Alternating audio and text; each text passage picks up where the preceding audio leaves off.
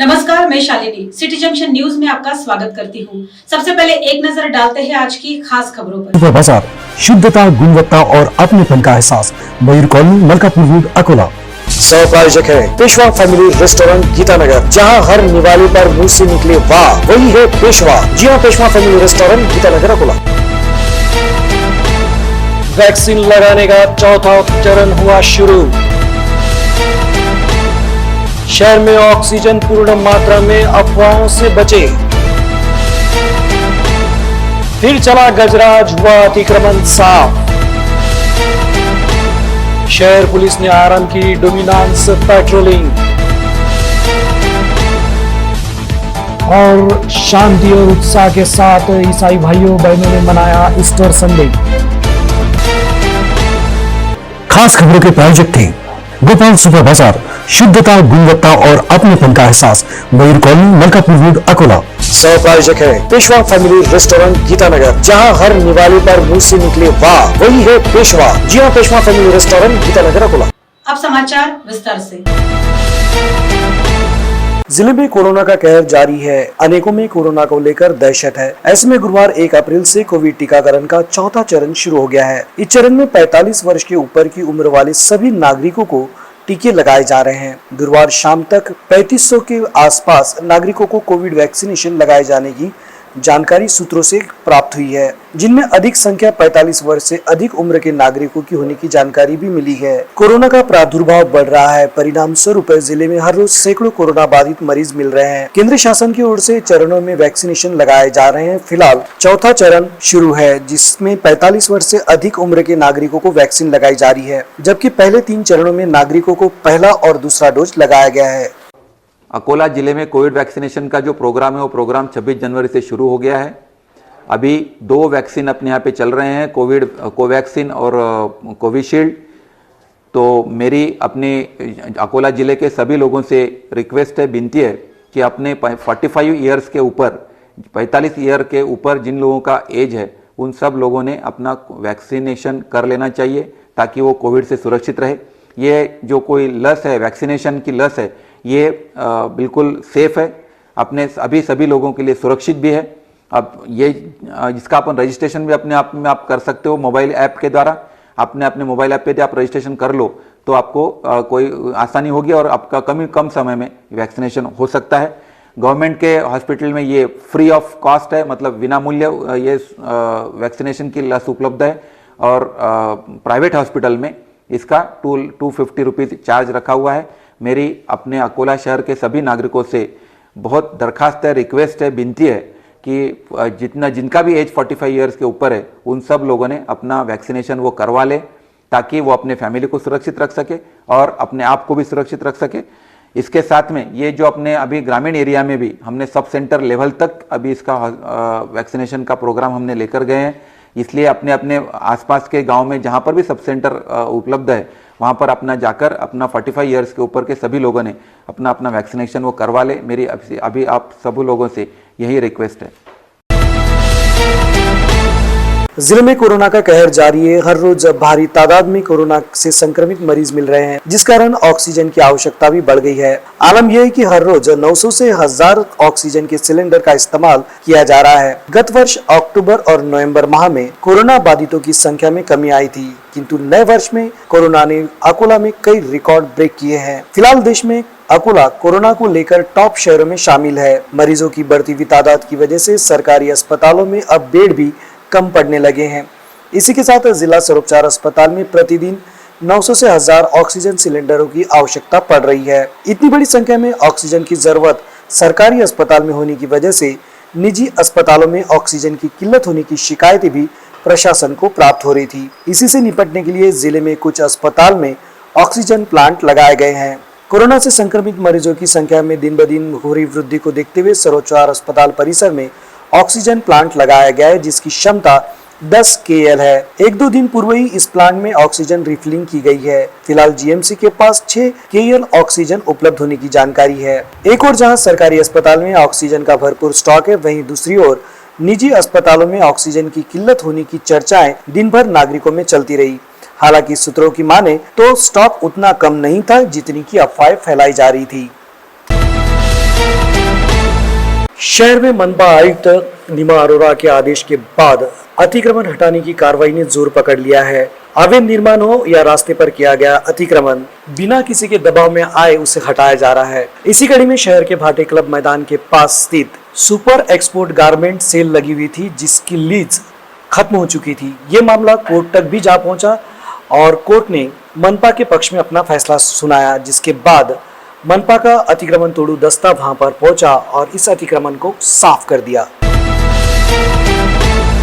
नागरिकों में सुरक्षा की भावना निर्माण हो, इसके लिए जिला पुलिस अधीक्षक के निर्देश पर शहर उपविभागीय पुलिस अधिकारी ने सभी थानाधिकारियों को अपने संवेदनशील क्षेत्रों में डोमिनेंस पेट्रोलिंग आरंभ करने के आदेश दिए हैं।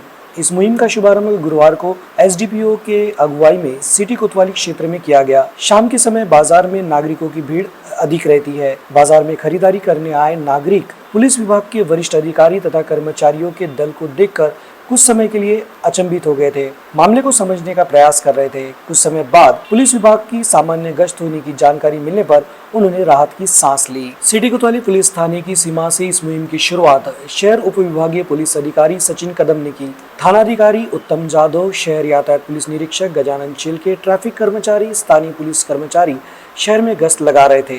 नमस्कार, माननीय एसपी सर तसेच माननीय आदित्य मॅडम यांच्या सूचनेनुसार अकोला शहरातील पोलिसांचा प्रेझेन्स वाढवणे, त्याचबरोबर लोकांच्या मनामध्ये सुरक्षेची भावना निर्माण करणे यासाठी माननीय सर आणि मॅडम यांनी सांगितल्याप्रमाणे रोज संध्याकाळी 5:30 ते 8:30 या वेळेमध्ये शहरी विभागातील सर्व इंचार्ज तसेच अधिकारी हे सर्व आपापल्या हद्दीमध्ये पायी पेट्रोलिंग करतील। अकोला शहर सहित पूरे जिले में ईसाई भाइयों और बहनों द्वारा 2 अप्रैल को गुड फ्राइडे मनाया गया। कोरोना की पार्श्वभूमि पर कोरोना नियमावली का पालन करते हुए शहर के 8 चर्च तथा जिले के 30 चर्चों में ये त्योहार मनाया गया। पादरी ने फेसबुक और व्हाट्सएप के माध्यम से ईसाई भाइयों और बहनों के साथ संवाद किया। प्रभु यीशु मसीह के पुनरुत्थान का जश्न मनाने के लिए दुनिया भर के ईसाई रविवार को ईस्टर संडे मनाएंगे। उस दिन प्रार्थना सभाओं के लिए सोशल मीडिया का भी इस्तेमाल किया जाएगा। मानव जाति के भलाई के लिए क्रूस पर प्रभु यीशु मसीह के बलिदान को मनाने के लिए गुड फ्राइडे मनाया जाता है। इस समय बाइबल से प्रभु यीशु मसीह के क्रॉस पर बलिदान की घटना पर प्रकाश डाला गया। गुड फ्राइडे के अवसर पर ईसाई बहनों ने विविध गाने भी गाए। पिछले 40 दिनों से इस पवित्र महीने की शुरुआत हो चुकी है। इस दौरान सभी ईसाई भाई बहन उपवास रखते हैं और प्रार्थना करते हैं। साथ ही घर जा जाकर प्रार्थनाएं आयोजित की जाती हैं। लेकिन इस साल कोरोना की वजह से प्रार्थना रद्द कर दी गई। सभी ने अपने अपने घरों में 40 दिनों तक प्रार्थना की। न केवल राज्य और न देश बल्कि पूरी दुनिया से कोरोना वायरस खत्म हो जाए, इसके लिए प्रभु से प्रार्थना भी की गई। आने वाले रविवार को सुबह 9 बजे प्रार्थना और प्रभु यीशु मसीह के पुनरुत्थान के अवसर पर क्रिश्चियन कॉलोनी में एलायंस चर्च के परिसर में सभा आयोजित की जाएगी। कई पादरी अपने अपने घरों से प्रार्थना सभा आयोजित करेंगे, जिसका लाइव प्रसारण फेसबुक और व्हाट्सएप पर किया जाएगा। इस समय रेवरेंट नीलेश अगमकर इन्होंने मार्गदर्शन करते हुए कहा कि प्रभु यीशु मसीह ने दुनिया को क्षमा, त्याग, प्रेम और भाईचारे की शिक्षा दी है, जिसे हमें आचरण में लाना चाहिए। एमआईडीसी पुलिस थाने के अंतर्गत आने वाले क्षेत्रों में उप विभागीय पुलिस अधिकारी द्वारा गठित विशेष दल गश्त लगा रहा था। दल को जानकारी मिली थी कि ग्राम कुम्हारी में कुछ लोग जुआ खेल रहे हैं। इस जानकारी के आधार पर दल ने कार्रवाई करते हुए महादेव मारुति सिरसाट, शेख कलीम, शेख मोइनुद्दीन, गजानन साहेबराव शीरकरे, जय श्रीराम तुलसीराम गवई, गजानन अंबादास भूते, प्रमोद शांताराम तायडे, राहुल मानिक खंडारे, नितेश गणेश काशीदे, राजेश दादाराव डोके को गिरफ्तार कर उनके पास से नगद 33,040 रुपए बरामद किए। उक्त कार्रवाई एसडीपीओ के मार्गदर्शन में पुलिस उप निरीक्षक पाल सिंह ब्राह्मण, जितेंद्र हरने, महेंद्र बहादुरकर, राजचंदेल, नदीम शेख, विजय जादव, रवि घीवे ने की है। यात्रियों को बिठाने को लेकर ऑटो रिक्शा चालकों में हुए विवाद में एक ने दूसरी की हत्या कर दी। यह घटना खामगांव के निर्मल टर्निंग परिसर में कल शाम घटी। प्राप्त जानकारी के अनुसार खामगांव के निर्मल टर्निंग पर ऑटो रिक्शा स्टॉप है। वहां पर स्थानीय लक्कड़गंज निवासी पिंचू उर्फ मेहर सिंह, गोविंद सिंह चौहान और स्थानीय सतीफैल निवासी अजय विनायक आवटे उम्र 45 वर्ष इनके बीच यात्रियों को बिठाने को लेकर विवाद हुआ था। विवाद मारपीट में बदला और दरमियान मेहर सिंह चौहान ने अजय आवटे पर किसी धारदार वस्तु से वार किया, जिसमें अजय आवटे गंभीर रूप से जख्मी हो गए। उन्हें गंभीर अवस्था में खामगांव के सरकारी अस्पताल में दाखिल किया गया, जहां पर डॉक्टर ने जांच के पश्चात अजय को मृत घोषित किया। पुलिस ने मेहर सिंह चौहान को गिरफ्तार कर लिया है। घटना की जानकारी मिलते ही शिवाजी नगर पुलिस थाने के सुनील हुड अपने दल के साथ घटनास्थल पहुंचे थे। निर्मल टर्निंग परिसर में आरपीएफ पुलिस दल के जवानों को तैनात किया गया है। घटना के बाद परिसर में तनाव निर्माण हो गया था। शहर में घूमने वाले लगभग 7,000 ऑटो रिक्शा चालकों के लिए एक अच्छी खबर यह है कि उन्हें अपना वाहन खड़ा करने के लिए शहर में 20 स्थानों को ऑटो रिक्शा स्टॉप बनाए जाने को मंजूरी मिल गई है। शीघ्र ही इन 20 स्थानों पर सभी जरूरी सेवाओं और सुविधाओं उपलब्ध कराने के बाद यहाँ ऑटो रिक्शा खड़े किए जा सकेंगे। एक जानकारी के अनुसार शहर के ज्यादातर ऑटो रिक्शा अशोक वाटिका चौराहे से रेलवे स्टेशन के लिए होते हुए आकोट फैल के बीच चलाए जाते हैं। वर्तमान में इस मार्ग पर उड़ान पुल का निर्माण कार्य जारी है। नतीजन इस मार्ग पर कई जगहों पर ऑटो रिक्शा चालक अपना वाहन खड़ा कर रहे हैं, जिसकी वजह से अन्य वाहन धारकों को परेशानी हो रही है। रास्ता सुरक्षा समिति की हाल ही में एक बैठक में सामने आए इस मुद्दे को शहर यातायात नियंत्रण शाखा के पुलिस निरीक्षक गजानन शेट्टी ने रखते हुए ऑटो रिक्शा के लिए स्टॉप तय करने पर जोर दिया था, जिसकी दखल लेते हुए जिलाधिकारी जितेंद्र पापलकर एवं पुलिस अधीक्षक जी श्रीधर ने एक समिति की स्थापना कर उसे ऑटो रिक्शा के लिए शहर में उचित जगह खोजने का दायित्व सौंपा। आरटीओ, मनपा एवं शहर यातायात नियंत्रण शाखा के संयुक्त सर्वेक्षण के बाद शहर के 20 जगहों को स्टॉप के लिए निश्चित किया गया है।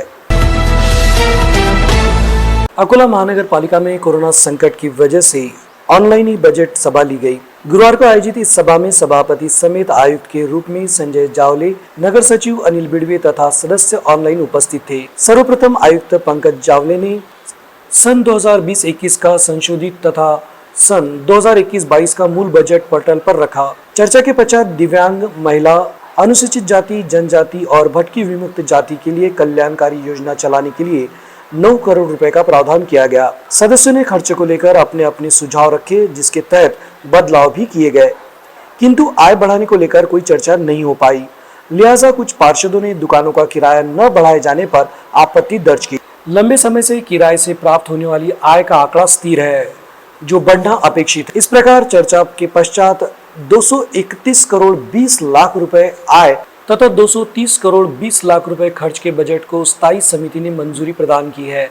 अब इस बजट के बदलाव के साथ स्थायी समिति सभापति मनपा की सर्वसाधारण सभा में पेश करेंगे। पश्चात बजट पर अंतिम मुहर लगेगी। बजट में नालियों के निर्माण के लिए 10 करोड़ का प्रावधान भी किया गया था, जिसे बढ़ाकर 30 करोड़ किया गया है। प्रभागों में मार्गों के विकास के लिए 25 करोड़, कांजी हाउस निर्माण के लिए 10 लाख, उद्यान विकास के लिए 10 लाख, घंटा गाड़ियों के लिए 1 करोड़, वाहनों की मरम्मत के लिए 1 करोड़ 75 लाख, कीटनाशक खरीदी के लिए 25 लाख, महिला और बाल कल्याण योजनाओं के लिए 3 करोड़, दिव्यांगों की योजनाओं के लिए 3 करोड़, अनुसूचित जाति जनजाति की योजनाओं के लिए 3 करोड़, ओपन थिएटर की मरम्मत के लिए 25 लाख, दवाखानों की मरम्मत के लिए 50 लाख रुपए का प्रावधान किया गया है। केंद्रीय राज्य मंत्री संजय धोत्रे की सक्रियता के चलते केंद्रीय सड़क परिवहन मंत्री नितिन गडकरी ने डॉक्टर पंजाबराव देशमुख कृषि विश्वविद्यापीठ परिसर से शहर को जोड़ने के लिए अंडर बाईपास निर्माण को लेकर निधि मंजूर किया था। फिलहाल अंडर बाईपास का काम 50% पूरा हो चुका है। ये काम पूर्ण होने के बाद इस रास्ते से पीकेवी परिसर शहर एवं हाईवे नंबर 6 से जुड़ जाएगा। इस अंडर बाईपास का लाभ जवाहर नगर, उमरी, रमपीसे नगर, राधा किशन प्लॉट, शास्त्री नगर के लोगों को होगा। वे आसानी से पीकेवी होकर नेशनल हाईवे तक पहुंच सकेंगे। वहीं 300 वर्ष पुराना जगन्नाथपुरी सुभद्रा बलदेव मंदिर भी जाने के लिए ये मार्ग आसान हो जाएगा। मीटर गेज का ब्रॉड गेज परिवर्तन होने के बाद रेलवे गेट पर बड़े पैमाने पर भीड़ हो रही थी। इसी कारण केंद्रीय मंत्री नितिन गडकरी ने 2 करोड़ से अधिक रकम मंजूर कर रेलवे पुल के नीचे से अंडर बाईपास का निर्माण किया जा रहा है। ये संकल्पना केंद्रीय मंत्री संजय धोत्रे को सूझी और इसका काम तुरंत शुरू किया गया। अंत में डालते हैं एक नजर आज की खास खबरों पर। खास खबरों के प्रायोजक हैं गोपाल सुपर बाजार, शुद्धता, गुणवत्ता और अपनेपन का एहसास, मयूर कॉलोनी, मलकापुर रोड, अकोला। सह प्रायोजक है पेशवा फैमिली रेस्टोरेंट गीतानगर, जहां हर निवाले पर मुंह से निकले वाह वही है पेशवा। जी हां, Peshwa family restaurant Geeta Nagar, Akola. Vaccine लगाने का चौथा चरण हुआ शुरू। शहर में ऑक्सीजन पूर्ण मात्रा में, अफवाहों से बचे। फिर चला गजराज, हुआ अतिक्रमण साफ। शहर पुलिस ने आरंभ की डोमिनेंस पेट्रोलिंग। और शांति और उत्साह के साथ ईसाई भाइयों बहनों ने मनाया ईस्टर संडे। खास खबरों के प्रायोजक थे गोपाल सुपर बाजार, शुद्धता, गुणवत्ता और अपनेपन का एहसास, मयूर कॉलोनी, मलकापुर रोड, अकोला। सह प्रायोजक है पेशवा फैमिली रेस्टोरेंट, गीतानगर, जहां हर निवाले पर मुंह से निकले वाह, वही है पेशवा। जी हां, पेशवा फैमिली रेस्टोरेंट, गीतानगर, अकोला। आज के लिए बस इतना ही। कल फिर मिलते हैं कुछ नई खबरों के साथ। तब तक के लिए नमस्कार।